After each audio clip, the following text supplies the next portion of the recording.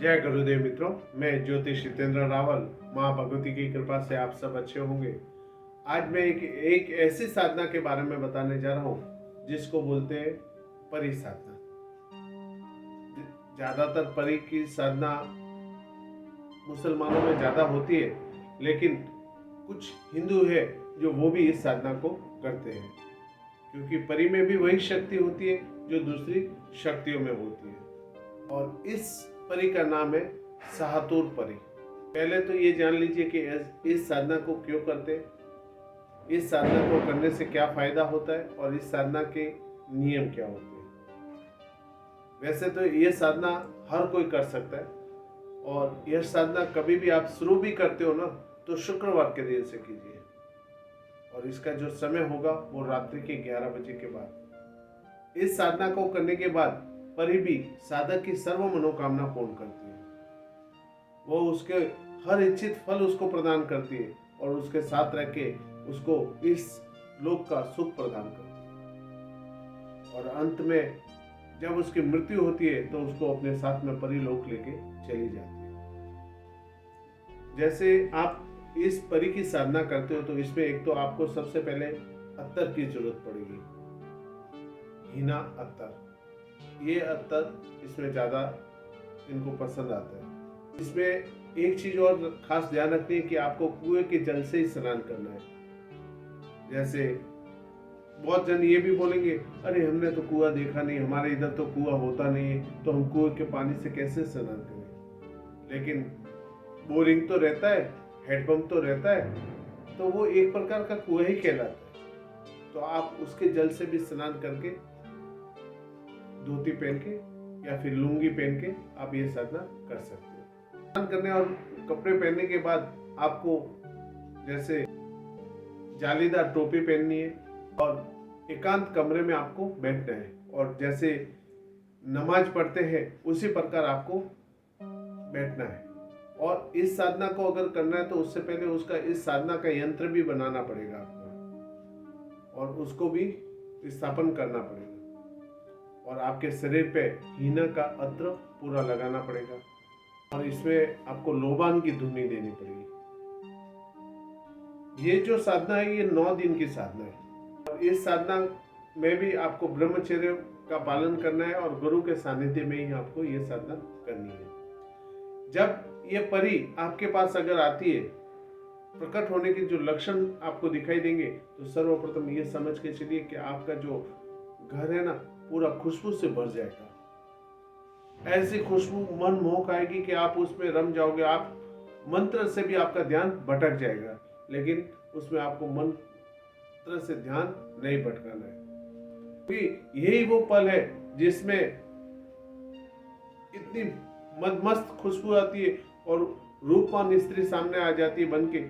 तब उनका मन विचलित हो जाता है, और साधक जो अपने आखिरी पड़ाव में वो विचलित होने के कारण उस साधना से नाता उसका टूट जाता है, क्योंकि उसकी साधना भंग हो जाती है। वो हार जाता है उस साधना में, क्योंकि उसकी वासनाएं जागने लगती है, और जब वासनाओं पे वो काबू नहीं कर पाएगा तो जीवन में कभी भी कोई भी साधना नहीं कर पाएगा। इस चीज का हमेशा ध्यान रखना।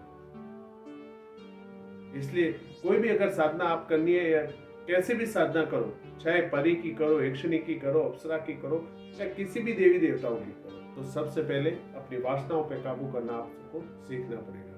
और वो तभी हो पाएगा जब आप ध्यान योग करोगे या कोई भी मंत्र जप आप करोगे प्रतिदिन, तब उस पर आप कंट्रोल कर सकते हो। और आप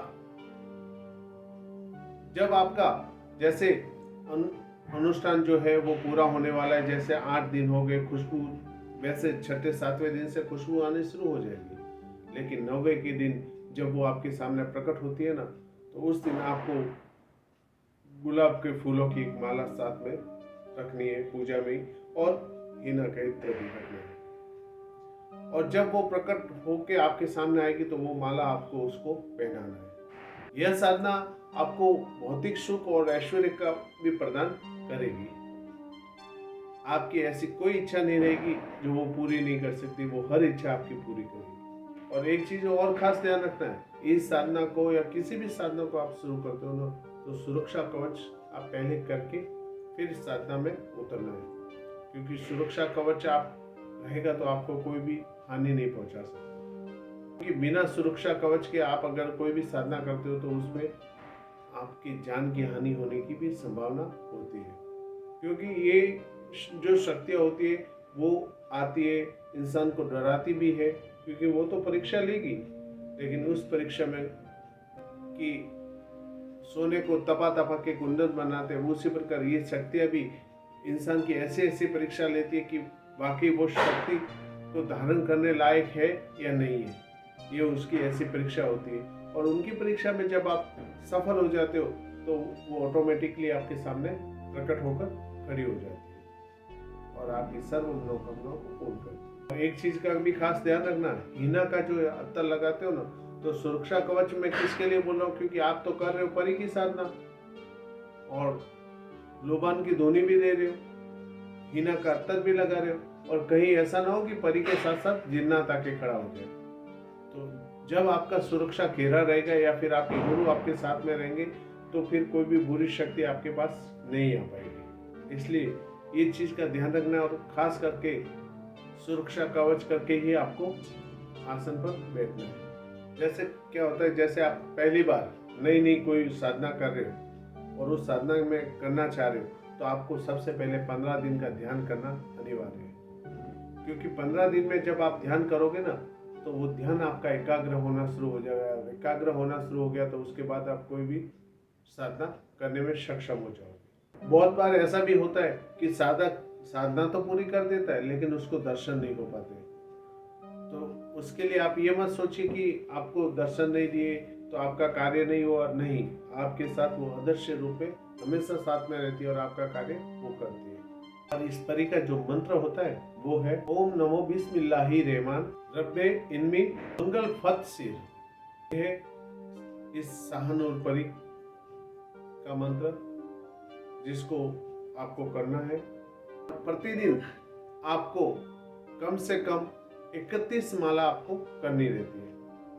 ये चीज का भी आप ध्यान रखना, और इसकी साधना पूर्ण होने पे वो आपको मनवांछित फल प्रदान करेगा। मैं अपनी बात को यहीं पूर्ण विराम देता हूँ। अगर आपको मेरा ये वीडियो अच्छा लगा तो लाइक सब्सक्राइब जरूर करें और लोगों को भी पहुँचे। माँ भगवती आप सबका कल्याण करे। जय भगवती।